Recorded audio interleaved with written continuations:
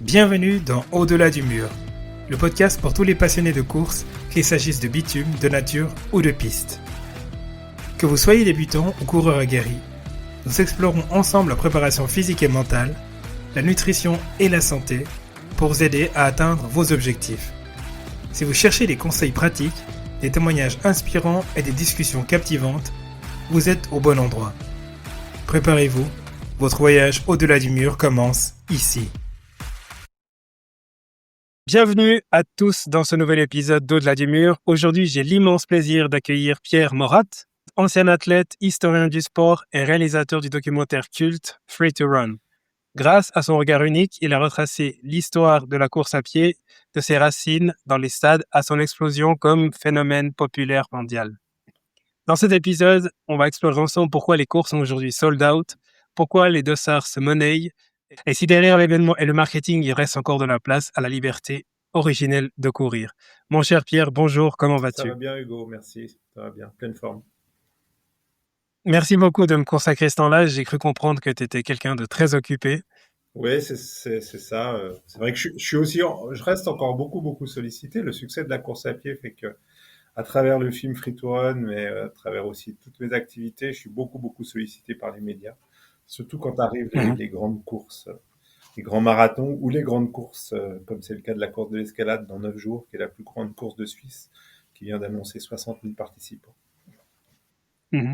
Pour les personnes qui ne te connaissent pas, qui n'ont pas eu l'occasion de découvrir ton travail à travers notamment le documentaire Free to Run, est-ce que tu pourrais nous faire un CV Express? Qui est Pierre Morat et qu'est-ce que tu aimerais qu'on retienne de toi?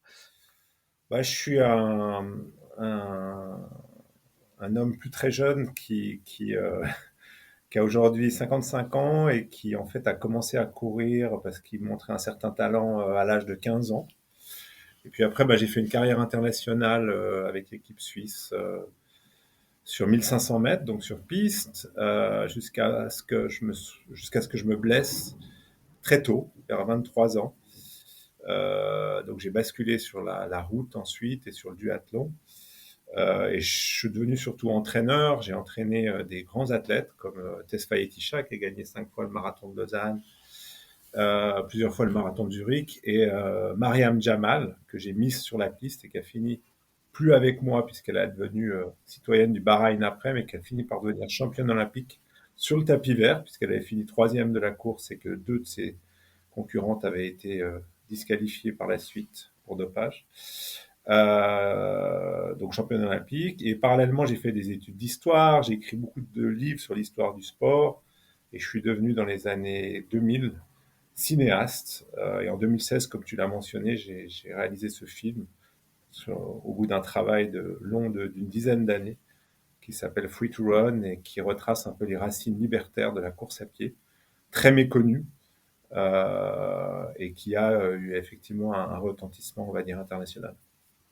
Et aujourd'hui, j'entraîne des jeunes athlètes de haut niveau, et je suis aussi propriétaire des magasins New Concept Sport qui sont spécialisés dans le running à Carouge et à Épalinges au-dessus de Lausanne.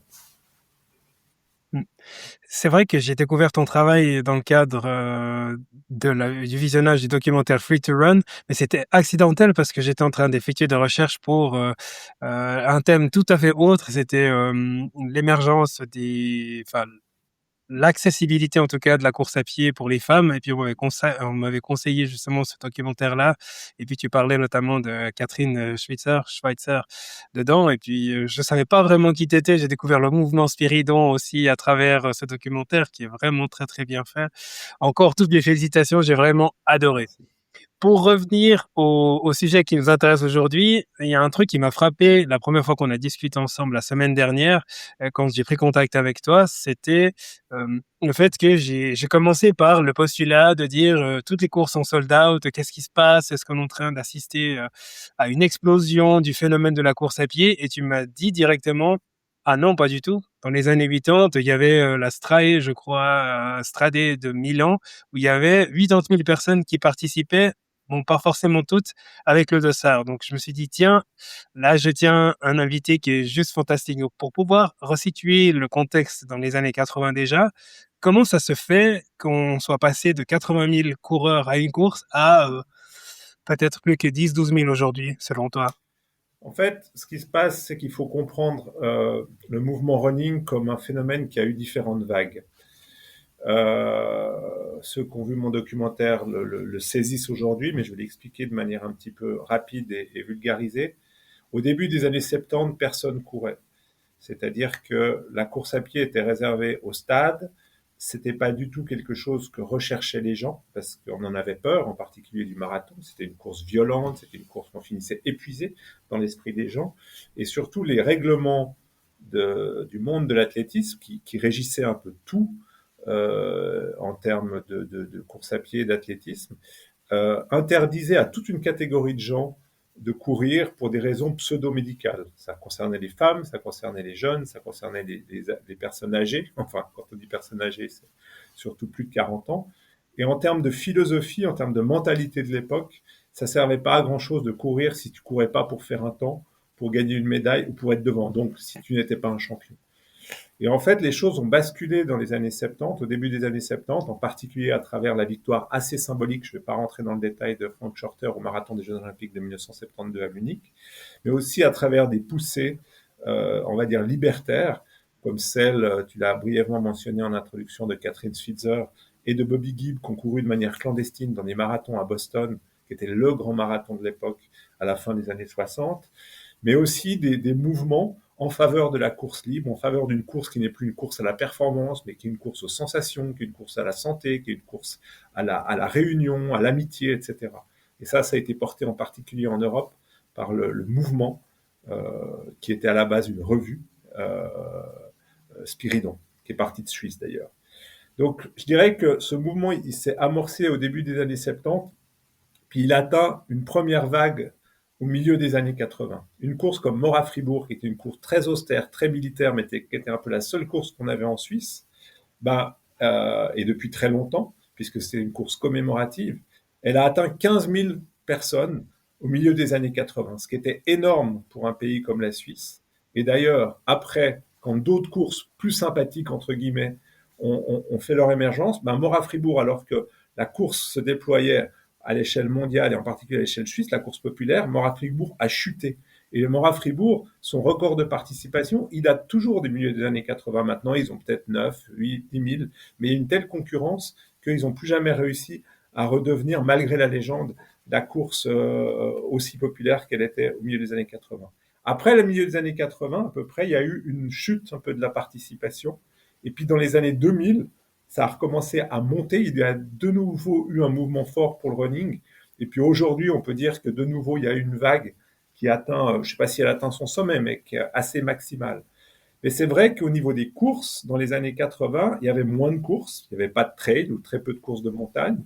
Il y avait donc moins de courses. Et il y avait des courses qui étaient déjà là depuis un certain temps dans certains pays entre guillemets un peu improbables, c'est pas forcément les États-Unis ou l'Europe, et qui avaient beaucoup, beaucoup de participants, à peu près 80 000. C'est le cas de la Bay to Breaker à San Francisco, c'était le cas de la Auckland Run en Nouvelle-Zélande, c'était le cas, comme tu l'as mentionné, de l'Astra Milano.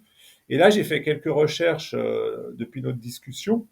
Il y a actuellement des courses encore, dont certaines sont très anciennes, qui ont entre à peu près 100 000 participants. C'est le cas de la course du Cortes Inglés à Barcelone, qui est des courses très populaires. C'est souvent des courses courtes, peu exigeantes, j'entends en termes de coûts, en termes de participation. Il y a aussi une course en Suède, il y a une course à Manille, de manière très improbable, en tout cas vu d'ici, donc aux Philippines, qui a aussi autour de 100 000 participants. Donc, il y a des courses qui réunissent beaucoup de monde. Le problème qu'il y a aujourd'hui par rapport au côté sold out des courses, c'est que les grandes courses sont très courues. Il y a un effet d'entraînement très important. Et pour des questions de parcours, pour des questions de logistique, on est obligé d'en limiter la participation. C'est le cas sur les marathons. Je pense que New York, chaque année, il y a à peu près 200 000 demandes. Par contre, ils sont obligés de limiter autour de 50 000. C'est pareil à Londres. Tous les marathons, pour l'instant, ils n'ont pas trouvé la clé pour accepter plus de 50, 60 000 coureurs, parce qu'en termes de logistique, ça devient vraiment très lourd. Pour prendre un cas plus proche, celui de la course de l'escalade, que je connais bien, puisque j'ai j'ai fait partie du comité au début des années 2000 pendant de nombreuses années. Je m'en suis occupé et je connais bien les, les, euh, les organisateurs. On est confronté à un parcours qui est très limité, puisque c'est une boucle d'environ 2 km dans la vieille ville. Donc, de plus en plus, ils ont essayé de trouver des moyens pour quand même pas sacrifier toutes les personnes qui veulent courir, tout en ayant les moyens de les accueillir. Donc, ils ont créé une course tous les 5 ans, qui est une course de 17 km qui parle de plus loin et puis qui arrive dans la ville. Ils ont créé une course entre guillemets, de Nordic Walking qui part de Verrières, qui arrive dans la ville. Donc ça, c'est plus simple.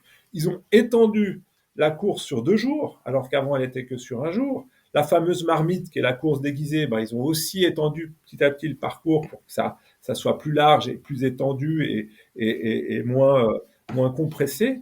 Et puis maintenant, ils sont carrément fait des espèces de groupes d'allure. Donc il n'y a plus vraiment de courses vétérans, femmes, hommes, c'est tout mélangé en fonction des vitesses annoncées par les participants pour qu'il y ait un échelonnement tout au long de la journée, tout au long des 2 journées, et que l'on puisse faire courir à Genève, dans la vieille ville de Genève, 60 000 personnes. Donc chacun trouve un peu des astuces pour pouvoir augmenter sa participation et pour pouvoir surtout répondre à la demande. Et puis après, ben, effectivement, il y a aussi beaucoup plus de courses, en particulier les trails qui se sont développés énormément et qui ont un certain succès. Mhm. On remarque, comme tu l'as dit, donc des courses phares peut-être qui ont su émerger à un moment où il y avait ce besoin d'avoir un peu plus de fantasy dans l'organisation des courses. Mais la bonne nouvelle dans ce que tu dis là, en tout cas ce que je perçois, c'est qu'il y a quand même encore des courses entre guillemets anonymes où on peut participer entre guillemets sans moindre structure, où il y a des dizaines de milliers de participants. Donc je comprends pas pourquoi est-ce qu'on a l'impression que l'image, en tout cas tout l'espace, la désirabilité, elle est orientée vers ces courses qui sont sold out plutôt que peut-être des autres courses où bah, finalement on a l'impression qu'il n'y a aucune limite des participants. Je suis tout à fait d'accord avec toi. C'est un vrai problème, je trouve. Et il y a beaucoup de choses à dire là autour. Alors, je mettrai l'escalade à part, parce que l'escalade, ben, il y a un parcours très compressé, puis c'est une course qui a beaucoup de succès, mais qui redonne beaucoup à la communauté. Mais le paradoxe de tout ça, c'est que ces courses qui sont super courues, où il y a une course au dossard, ou en 48 heures, comme pour Paléo, bah, finalement, on n'a plus de dossard, etc. On s'arrache ces dossards et tout. Souvent, en plus, c'est des courses extrêmement chères qui pratiquent à partir du moment où, justement, la demande est plus importante que l'offre, des prix prohibitifs qui n'ont aucune justification pour courir une course. Dans mon film, peut-être que tu l'as remarqué, je vais reprendre tout simplement les mots de Noël Tamini, le créateur du mouvement de la course libre et du mouvement Spiridon. Il disait, je mets toujours en avant l'exemple de la savonnette.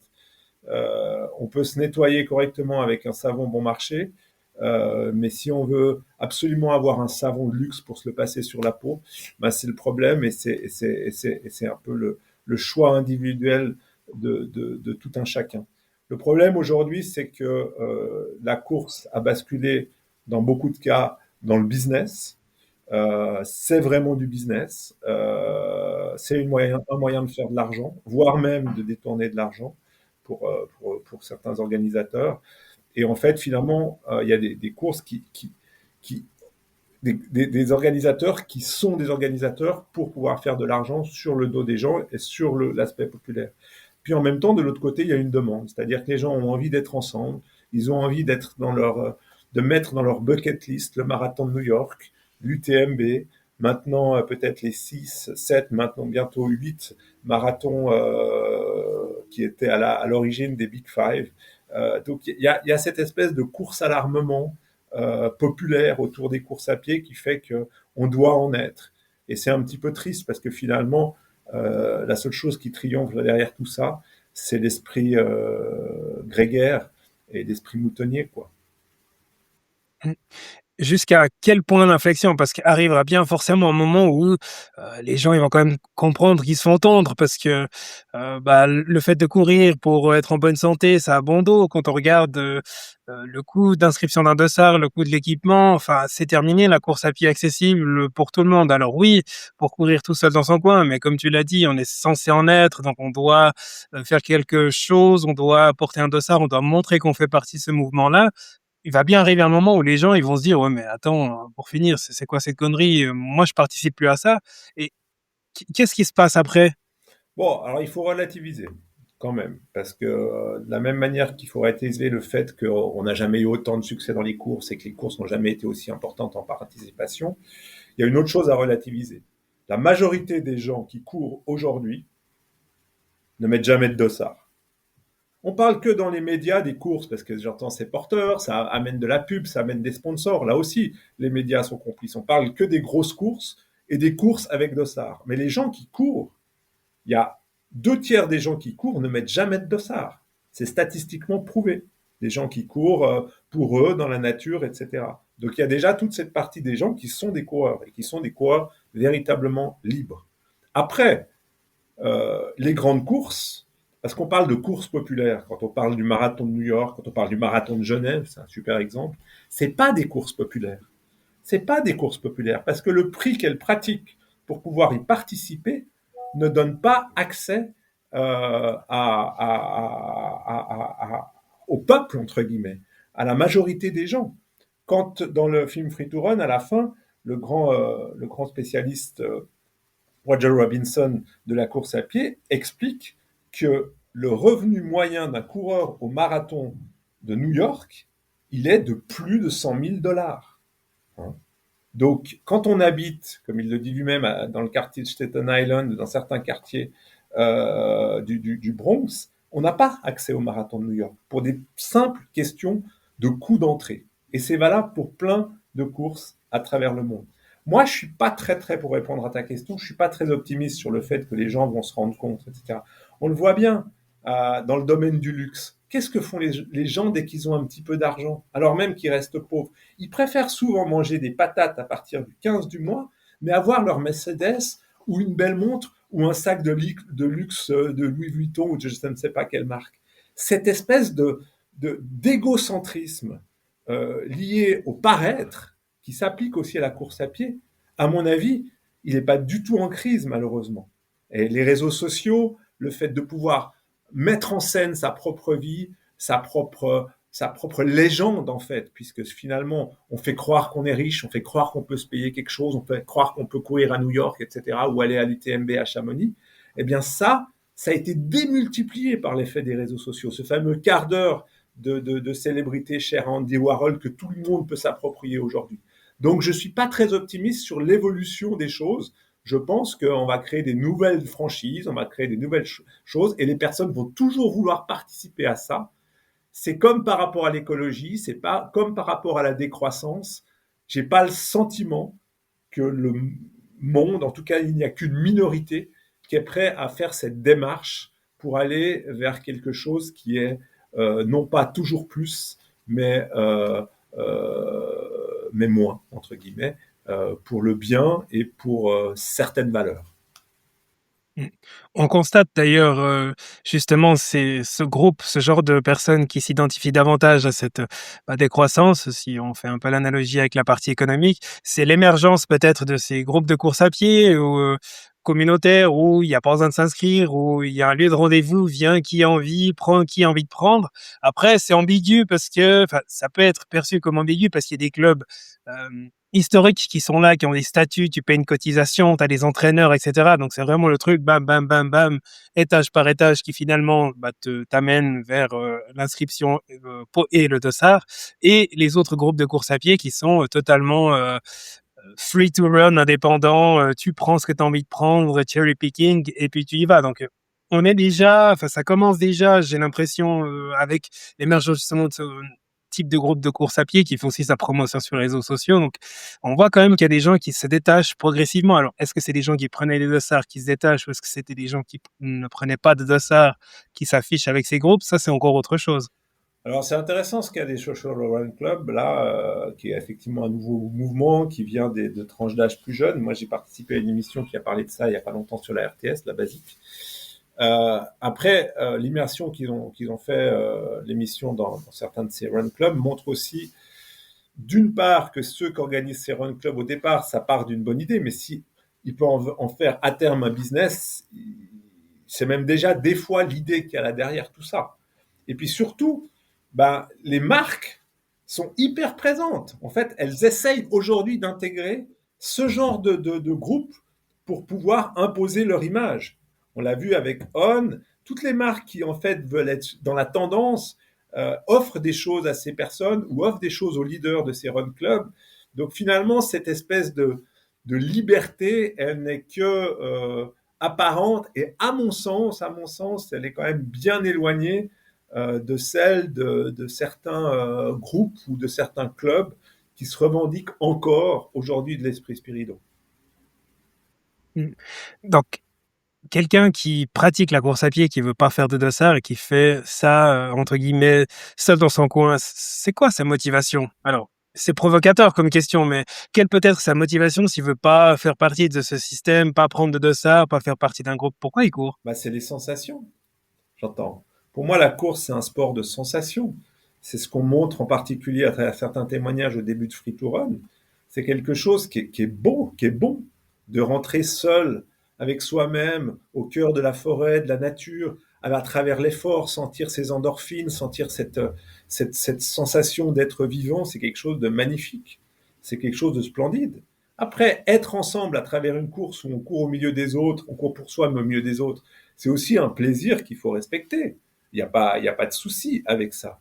Mais j'entends courir sans dossard, au-delà même de courir pour sa santé, parce que c'est aussi une motivation, hein, c'est la motivation de la majorité des gens qui courent, en particulier ceux qui courent sans dossard, c'est de courir parce que au bout d'un moment, quand on s'entraîne, eh ben, on a simplement du plaisir à courir, on se sent bien, hein, et on a à la fois plein de sensations positives, on développe beaucoup de neurotransmetteurs, et ça donne beaucoup de plaisir, et on se fait du bien, on augmente, on rajoute de la vie aux années, et on rajoute aussi des années à la vie, entre guillemets.